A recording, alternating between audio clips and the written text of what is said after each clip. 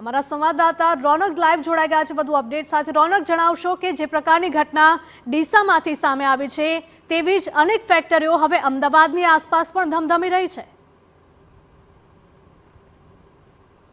जी बिल्कुल थी अमदावाद नजीक आवेलू गाम वांच के जे मिनी शिवाकाशी तरीके पण जाणीतुं छे। अहींया समग्र वर्ष दरमियान जे फटाकड़ा छे ते तैयार करवामां आवे छे। मारी पाछळना दृश्य जोई रह्या छो। आ गाममां 70 થી વધુ જે ફટાકડા તૈયાર કરતી ફેક્ટરીઓ છે તે આવેલી છે।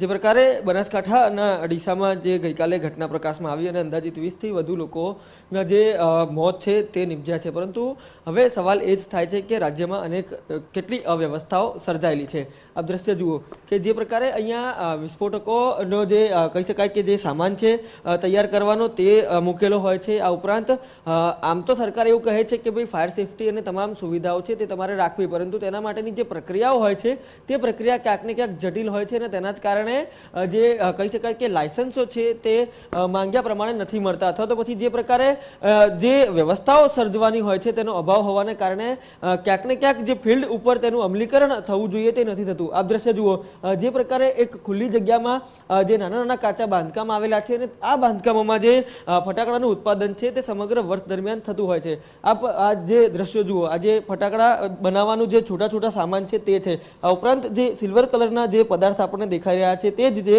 દારૂખાનું કહી શકાય કે તે છે।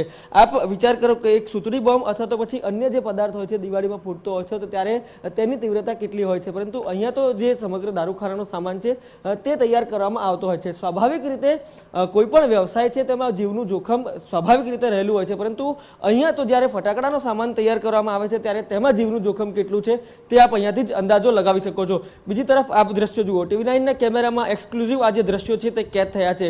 સ્વાભાવિક રીતે એ વાસ્તવિકતા છે કે અત્યારે અહીંયા કોઈ પણ વ્યક્તિ છે તે કામ નથી કરી રહ્યા। ગઈકાલે બનાસકાંઠાની ઘટના બાદ જે અહીંયા કામ છે તે બંધ કરવામાં આવ્યું છે, પરંતુ આપ અહીંયાની સ્થિતિ જુઓ, જે પ્રકારે સામાન્ય જમીન ઉપર દારૂખાનું છે તે ફેલાયેલું છે। આપ જુઓ જે અહીંયા એવા દાવાઓ કરવામાં આવે છે, સ્થાનિક લોકો તો કહી રહ્યા છે કે તેમની ફેક્ટરી છેલ્લા 2-3 દિવસથી બંધ જ જોવા મળી રહી છે, પરંતુ જે પ્રકારે આપ કેમેરામાં દ્રશ્યો જુઓ, જે અનેક દારૂખાનું અહીંયા મૂકેલું છે, મોતનો સામાન આને સ્વાભાવિક રીતે અત્યારે કહી શકાય, કેમ કે ગઈકાલે જ જે 20 થી વધુ નિર્દોષ લોકોએ પોતાના જીવ છે તે આમાં ગુમાવ્યા છે। બીજી તરફ જે આપ તૈયાર થતા ફટાકડાના દ્રશ્યો છે તે અહીંયા જોઈ રહ્યા છો।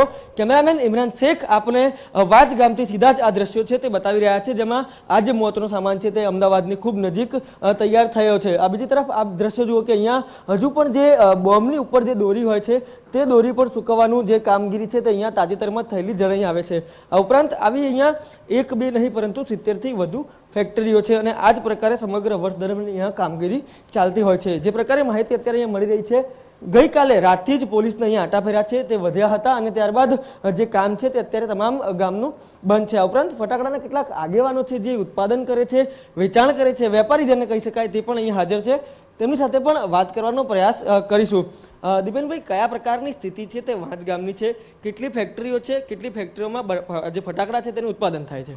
વાંચ ગામની અંદર લગભગ 42 ફેક્ટરી આવેલી છે।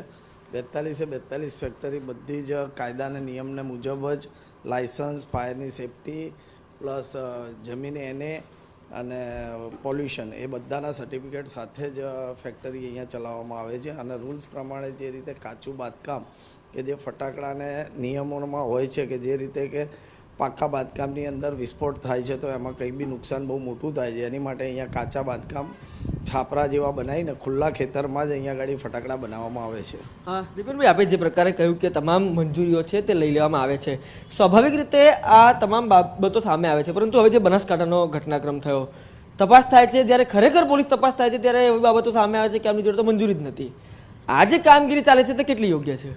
એ મંજૂરી એમને કઈ રીતે લીધેલી છે, ત્યાં સ્ટોકની જે મેન્યુફેક્ચરિંગ કરતા હતા કે નહોતા કરતા, અમને અત્યાર સુધી તો એ જ ખબર છે કે ખાલી એક વેપારી હતા, પરચેસ માલ કરતા હતા અને સ્ટોક કરતા હતા, પણ અત્યારે મીડિયામાં ને એમાં એ રીતે બતાવવામાં આવે છે કે એ લોકોએ મેન્યુફેક્ચરિંગ કરવામાં બનાવ બન્યો છે। એમની જોડે અત્યારે પરચેસનું સેલનું લાયસન્સ છે, પણ મેન્યુફેક્ચરિંગ કરતા હતા કે નહોતા કરતા અમને ખબર નથી। વાત મૂળ એ જ આવે છે કે જ્યારે પરચેસિંગ અને સેલ્સ થાય છે પરંતુ મેન્યુફેક્ચરિંગ ચાલતું હતું એ પણ વાસ્તવિકતા છે। ઘટના સામે આવી ત્યારે બધું ખબર પડી કે ભાઈ આ તો લૂપ હોલ છે। પોતાને ખબર નથી કે ત્યાં આગળ મેન્યુફેક્ચરિંગ થતું હતું કે કદાચ બીજી પ્રોબ્લેમના લીધે શું થયું છે હજુ સુધી કોઈ જાણવામાં મળ્યું નથી પૂરેપૂરું. 2 મહિના પહેલા વાંચગામમાં આગ લાગી હતી. અંદાજિત 6 કલાકની જહેમત બાદ અહીંયા કાબુ મેળવાયો હતો.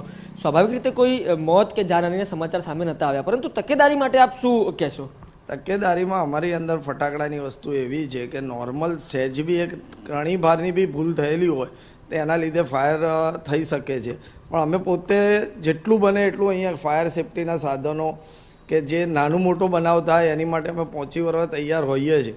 પણ એક આ ફટાકડા વસ્તુ એવી છે કે જ્યારે એમાં થાય તો કંઈ બી કાબુ લેવામાં બહુ જ મુશ્કેલી આવે છે. તો બી અમે એટલા માટે ગવર્મેન્ટ અમને અહીંયા ગાડી ખુલ્લામાં આપે છે કે રેસિડેન્ટ એરિયા હોય કે કોમર્શિયલ એરિયા હોય એની અંદર અમારાથી મેન્યુફેક્ચરિંગ થઈ શકે નહીં. કે જાનહાનિ તમારી ખેતર હોય તો ખુલ્લામાં હોય તો તમે